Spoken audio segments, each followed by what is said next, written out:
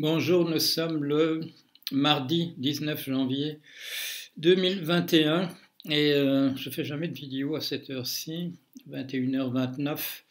La raison pour laquelle je la fais, c'est pas tellement l'actualité aux États-Unis, bon, qui est très importante puisque on craint, c'est une veillée d'armes, on craint des violences demain, du style de celles qu'on a pu voir le 6 janvier lors de l'assaut, de la prise du Capitole à Washington par une foule évaluée à entre 6 000 et 8 000 personnes. Et bon, c'est important. Et je viens de regarder un reportage où il y avait une dame, une commentatrice, qui disait la chose suivante. Elle disait: ce qui me fait peur, c'est pas tellement qu'il y ait eu tellement de militaires, voilà, en uniforme, de gens qui ont l'air de faire partie de la police ou de l'armée du côté des insurgés. Et ce qui me fait peur, ce sont les petites jeunes filles qui disaient autour d'elles: j'aurais peut-être dû mettre d'autres chaussures, ou les dames, on dirait ici, en foulard Hermès. Elle dit, il y avait, apparemment elle était là, elle dit, il n'y avait pas que des baroudeurs un peu timbrés, il y avait des gens qui représentaient toute la population. Et c'est ça qui me donne envie de parler. C'est une conversation que j'ai eue tout à l'heure, c'est avec un journaliste qui m'appelait. Et ce qui me motive à parler, c'est le fait que le Trumpisme est chez nous. Il est chez nous. C'est pas un truc exotique, c'est pas un truc bizarre qui se passe ailleurs. Je vais vous dire, à un moment donné, ce monsieur me dit: et qu'est-ce que vous pensez de ça? Je dis: moi je pense pas grand-chose de ça, c'est de la pensée complotiste d'extrême droite, voilà, c'est un peu la lie de la réflexion. Et il me dit: non, c'est pas d'extrême droite.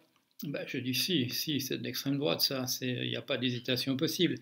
Il me dit: non, ce sont des gens de gauche qui disent ça. Et à ce moment-là, il me donne les noms.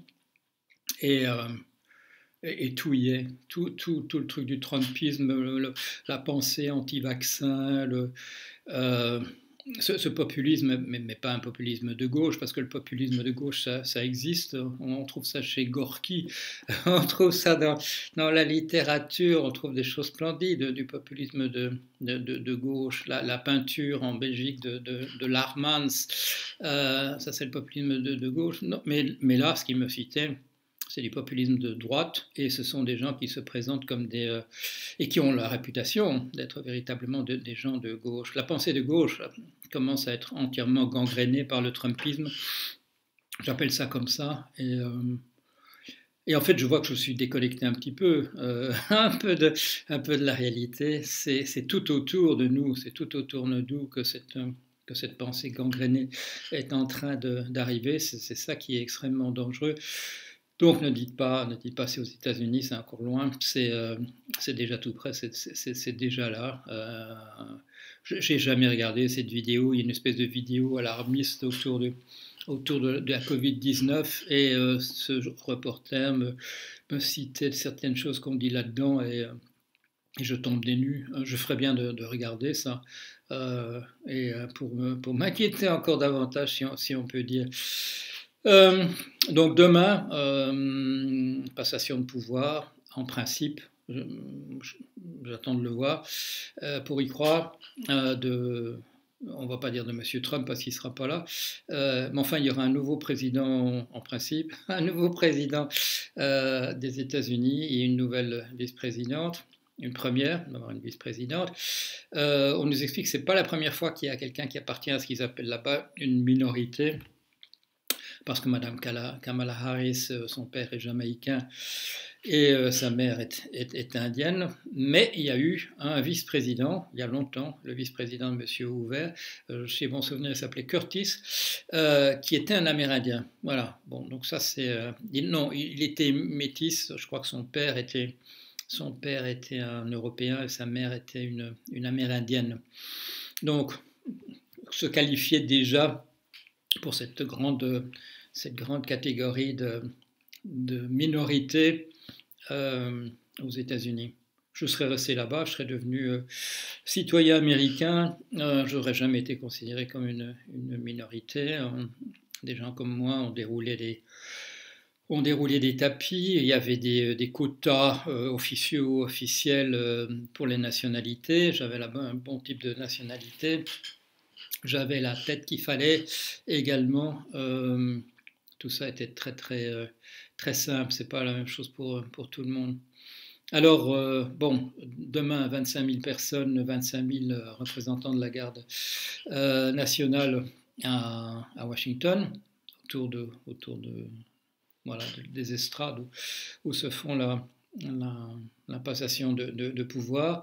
Ils sont en train c'est une course contre la montre pour essayer d'éliminer parmi les 25 000 ceux qui appartiennent à une milice d'extrême droite, qui sont néo-nazis, qui sont des suprémacistes blancs affirmés, ceux qui étaient éventuellement dans la troupe des émeutiers qui ont pris d'assaut le Capitole ça nous fait quoi? Il y a 13 jours. Personne n'est rassuré. Personne n'est rassuré. On interroge un congressiste qui sera là, donc un parlementaire. On lui dit vous irez? Il dit oui, ben, j'irai par sens du devoir. Il dit les autres fois quand je suis allé, je craignais rien. Cette fois-ci, j'y vais par sens du devoir pour montrer que voilà qu'il y a autre chose que cette pensée. Bon, appelons-la, pour prendre un terme global, cette pensée fasciste, et dont je viens de le dire, dont je vois qu'elle est en train de contaminer absolument, absolument tout. L'autre jour, je m'inquiétais que des gens qui se disent de gauche n'ont pas la moindre connaissance de ce qui a été écrit par Trotsky, Lénine, Karl Marx, Mao Tse-tung, qui est-ce que je donne encore comme nom, Rosa Luxembourg, j'aurais pu dire Gramsci, j'ai dit Liebknecht, voilà.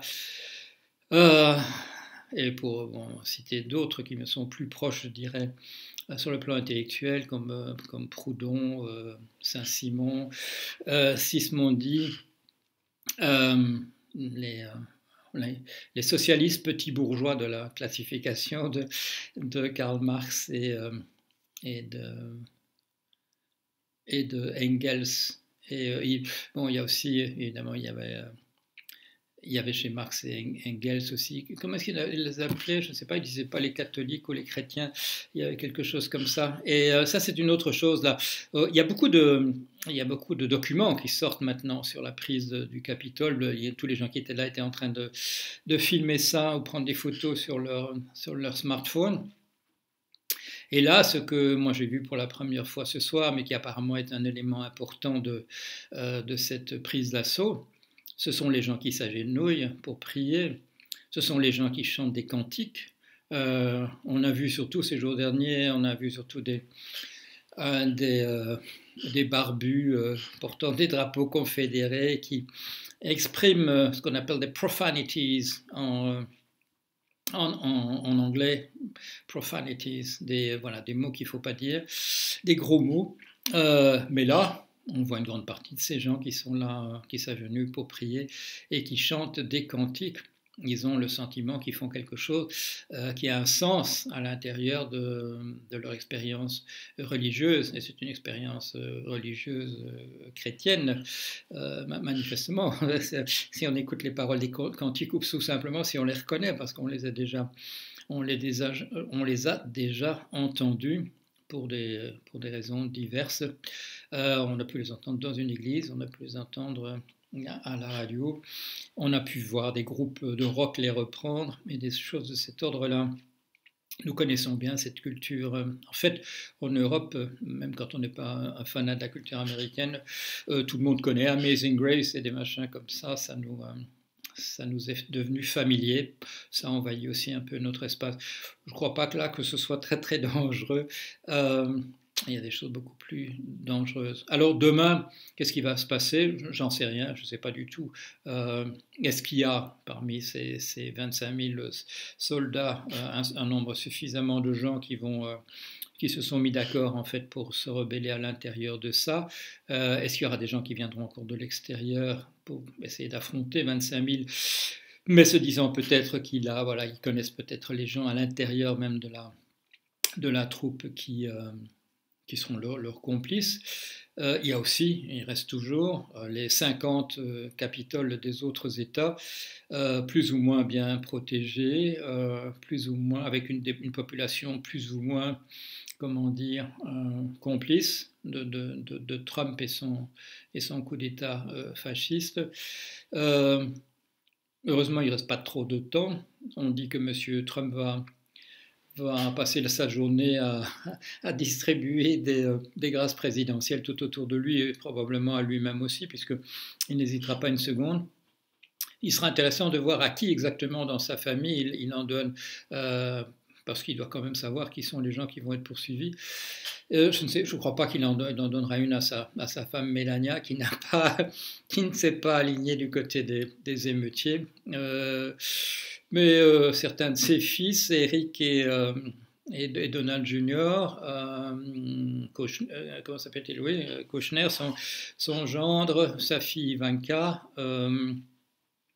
Ce qu'il y a, c'est qu'il peut pas. Ces gens-là, comme Ivanka ou Kushner, ils sont surtout exposés au plan de poursuite au niveau des États plutôt qu'au niveau fédéral, qui est le niveau où Trump peut accorder des grâces présidentielles. Donc voilà, une petite vidéo sur mes inquiétudes pour demain. Et je vous le dis, la conversation que j'ai eue tout à l'heure avec un journaliste m'inquiète très fort pour l'avenir. Ici même, le Trumpisme est en train d'envahir sous forme de messages qu'on vous envoie, sous forme de machins qu'on distribue sur les réseaux sociaux. Maintenant, on s'en prend surtout aux réseaux sociaux en disant c'est de leur faute, c'est leur algorithme. Non, et non, c'est les gens. Je dis un peu comme les défenseurs des armes aux États-Unis qui disent mais les armes ne tuent pas, c'est les gens qui tuent. Oui, c'est les gens qui tuent, c'est la même chose.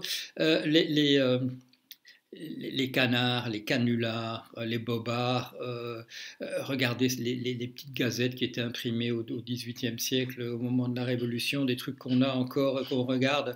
Il y a des bobards du même niveau que ceux qui circulent en ce moment. Je voyais ça. Où est-ce que c'est un article dans le Guardian, je crois.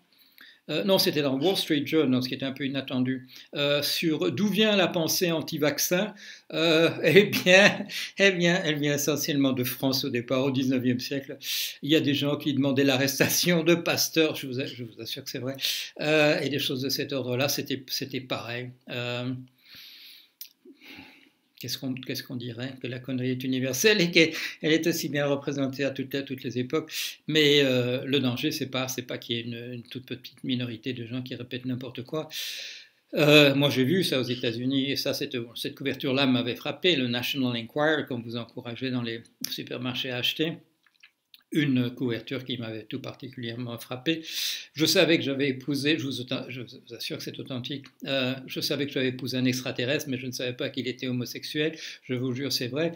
À l'époque, c'était avant Trump, les gens ne s'inquiétaient pas trop, on se disait, bon, il y a des barges un peu partout, mais là, quand on en voit 8000 qui envahissent le Capitole, quand on voit des gens qui vont casser des endroits où on essaie de vacciner les gens, là il faut commencer vraiment à s'inquiéter, à voir que cette très sale marée est en train de monter. Et on le sait, par l'histoire, ce genre de marée, c'est difficile. C'est comme toutes les marées, il n'y a pas de remède miracle pour la faire reculer, pour qu'on retourne vers une marée basse beaucoup plus rassurante. Voilà, pas très optimiste, mais l'actualité ne l'est pas. Allez, à bientôt.